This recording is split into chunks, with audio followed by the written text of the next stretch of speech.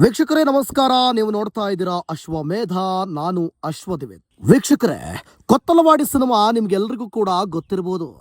Rocking star Yash ಅವರ ತಾಯಿ ಪುಷ್ಪಮ್ಮ ನಿರ್ಮಾಣ ಮಾಡಿರುವಂತಹ ಚಿತ್ರ, ರಾಜು ಅವರು ನಿರ್ದೇಶನ ಮಾಡಿರುವಂತಹ ಚಿತ್ರ.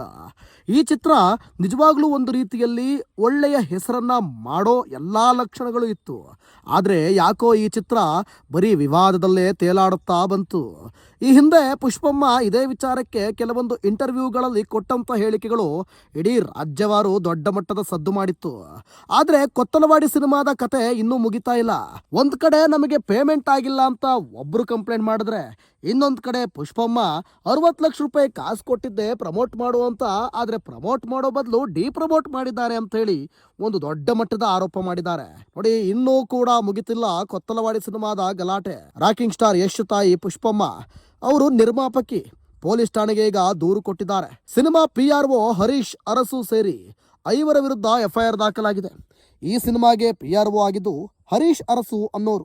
ಅವರ ಜೊತೆ ಇನ್ನೂ 5 ಜನ ಕೈ ಜೋಡಿಸಿದ್ರು. ಸಿನಿಮಾ ಪ್ರಮೋಟ್ ಮಾಡ್ಲಪ್ಪ ಅಂತೇಳಿ ಹಣವನ್ನ ಕೊಟ್ರೆ ಆ ಹಣವನ್ನ ನುಂಗಿ ನೀರು ಕುಡಿದಿರುವಂತ ಆರೋಪ ಕೇಳಿ ಬರ್ತಾ ಇದೆ. ಕೊತ್ತಲವಾಡಿ ಸಿನಿಮಾ ಪ್ರಮೋಟ್ ಮಾಡಲು ಹಣ ಪಡೆದು ಪ್ರಮೋಟ್ ಮಾಡಿದ್ದಾರೆ. ಪ್ರಮೋಟ್ ಮಾಡೋದಿರಲಿ, ಅದನ್ನು ಇನ್ನೂ ಹದಗೆಡಿಸ್ಬಿಟ್ಟಿದ್ದಾರೆ. ಹೈಗ್ರೌಂಡ್ ಪೊಲೀಸ್ ಠಾಣೆಯಲ್ಲಿ ಪ್ರಕರಣವನ್ನ ದಾಖಲಿಸಿದ್ರು ಯಶ್ ತಾಯಿ ಪುಷ್ಪ. ಈ ವಿಚಾರ ನಿಮಗೆಲ್ಲರಿಗೂ ಕೂಡ ಗೊತ್ತಿರಬಹುದು. ಹರೀಶ್ ಅರಸು, ಮನು, ನಿತಿನ್, ಮಹೇಶ್ ಗುರು, ಸ್ವರ್ಣಲತಾ ಎಂಬುವರ ಮೇಲೆ FIR ದಾಖಲಾಗಿದೆಯಂತೆ. ಒಂದಲ್ಲ ಎರಡಲ್ಲ ಸ್ವಾಮಿ, ಒಟ್ಟು 64 ಲಕ್ಷ ಹಣವನ್ನ ಪಡೆದು ಸಿನಿಮಾ ಪ್ರಚಾರವನ್ನ ಮಾಡಲೇ ಇಲ್ಲ. ಸೊ ಹಂಗಾಗಿ ಕೊತ್ತಲವಾಡಿ ಸಿನಿಮಾ ಯಾವಾಗ ರಿಲೀಸ್ ಆಯಿತು, ಯಾವಾಗ ಕ್ಲೋಸ್ ಆಯಿತು ಅನ್ನೋದು ಗೊತ್ತಾಗ್ಲಿಲ್ಲ. ಅಲ್ಲದೆ ಚಿತ್ರವನ್ನ ಇವರೇ ಪ್ರಮೋಟ್ ಬೇರೆ ಮಾಡಿರುವಂಥ ಆರೋಪವನ್ನ ಹೊತ್ಕೊಂಡ್ಬಿಟ್ಟಿದ್ದಾರೆ. ಅಷ್ಟೇ ಅಲ್ಲ, ಇನ್ನೊಂದು ಸ್ವಲ್ಪ ಹಣ ಕೊಡಿ, ಇನ್ನೊಂದು ಸ್ವಲ್ಪ ಹಣ ಕೊಡಿ ಅಂತ ಹಣಕ್ಕೆ ಬೇಡಿಕೆನೂ ಇಟ್ಟಿರೋ ಆರೋಪ ಕೇಳಿ ಬರ್ತಾ ಇದೆ. ಹಣ ಕೊಡದೇ ಇದ್ದಲ್ಲಿ ಮನೆ ಬಳಿ ಬಂದು ಗಲಾಟೆ ಮಾಡೋದಾಗಿ ಬೆದರಿಕೆ ಆರೋಪನೂ ಹಾಕಿದ್ದಾರೆ. ಇತ್ತೀಚೆಗೆ ಬೆದರಿಕೆ ಕರೆಗಳು ಬರುತ್ತಿರುವುದಾಗಿಯೂ ದೂರಿನಲ್ಲಿ ಉಲ್ಲೇಖವಾಗಿದೆ. ಪ್ರಕರಣ ದಾಖಲಿಸಿ ಆರೋಪಿಗಳಿಗೆ ನೋಟಿಸ್ ಅನ್ನ ಕೊಟ್ಟಿದ್ದಾರಂತೆ ಪೊಲೀಸರು. ರಾಕಿಂಗ್ ಸ್ಟಾರ್ ಯಶ್ ಇಡೀ ಪ್ರಪಂಚದಾದ್ಯಂತ ದೊಡ್ಡ ಮಟ್ಟದ ಹೆಸರನ್ನ ಮಾಡಿರೋರು. ಆದರೆ ಅವರ ತಾಯಿಯೇ ಸಂಕಷ್ಟದಲ್ಲಿರುವಾಗ ಅಂಥ ದೊಡ್ಡ ಹೆಸರು ಕೂಡ ವರ್ಕೌಟ್ ಆಗ್ತಿಲ್ಲ ಅಂತ ಕಾಣುತ್ತೆ.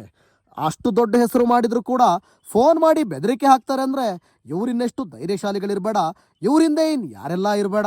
ಸೊ ನೀವೆಲ್ಲ ಕೂಡ ಗಮನಿಸ್ತಾ ಇದ್ದೀರಿ, ರಾಕಿಂಗ್ ಸ್ಟಾರ್ ಒಂದು ಕಡೆ ಹವಾ ಎಬ್ಬಿಸ್ತಾ ಇದ್ರೆ ಅಮ್ಮ ಏನೋ ಸುಮ್ಮನೆ ಮನೇಲಿ ಕೈ ಕೊಟ್ಕೊಂಡು ಕೂರಬಾರ್ದಲ್ಲ, ನಾನು ನಿರ್ಮಾಪಕಿ ಆಗ್ತೀನಿ, ಸಿನಿಮಾಗೆ ದುಡ್ಡು ಹಾಕ್ತೀನಿ ಅಂತ ಮುಂದೆ ಬಂದರು. ಮುಂದೆ ಬಂದವರು ಯಾವತ್ತೂ ಹಿಂದೆ ಹೋಗಲ್ಲ ಅಂತ ಅಂದ್ಕೊಂಡಿದ್ರೇನೋ, ಆದರೆ ಜನ ಹಿಂದೆ ಕಳಿಸ್ಬಿಟ್ರು ಅನ್ಸುತ್ತೆ. ಈ ರೀತಿ ಮೋಸಗಳು ಮಾಡಿದ್ರೆ ಹಿಂದೆ ಹೋಗದೆ ಏನೇನು ಮುಂದೆನಾ ಬರ್ತಾರೆ. ಸೊ ಕಾದು ನೋಡೋಣ. FIR ಅಂತೂ ದಾಖಲಾಗಿದೆಯಂತೆ. ಆದರೆ ಈ ಒಂದು ವಿವಾದ ಮಾತ್ರ ಇಂದಿಗೂ ನಿಲ್ತಾ ಇಲ್ಲ. ಇವತ್ತಿಗೂ ಇದ್ರ ಬಗ್ಗೆ ಒಂದಷ್ಟು ವಿಚಾರಣೆಗಳಾಗ್ತಾ ಇದೆ. ಪೊಲೀಸ್ ಸ್ಟೇಷನಲ್ಲಿ ಒಂದಷ್ಟು ತನಿಖೆ ಆಗ್ತಾ ಇದೆ.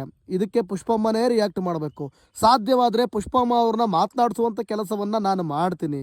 ಆದರೆ ಅವರು ಮಾತಾಡಲಿಲ್ಲ ಅಂದರೆ ಏನೂ ಮಾಡೋಕ್ಕಾಗಲ್ಲ.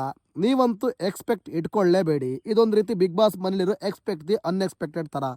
ಸೊ ಒಟ್ಟಿನಲ್ಲಿ ನಮ್ಮ ಚಾನಲನ್ನು ಸಬ್ಸ್ಕ್ರೈಬ್ ಮಾಡೋದು ಮಾತ್ರ ಮರಿಬೇಡಿ. ಇಂಥ ವಿಚಾರವನ್ನು ಮತ್ತಷ್ಟು ನಿಮ್ಮ ಮುಂದೆ ತರ್ತೀನಿ. ಅಲ್ಲಿವರೆಗೂ ನೋಡ್ತಾ ಇರಿ ಅಶ್ವಮೇಧ. Thank you.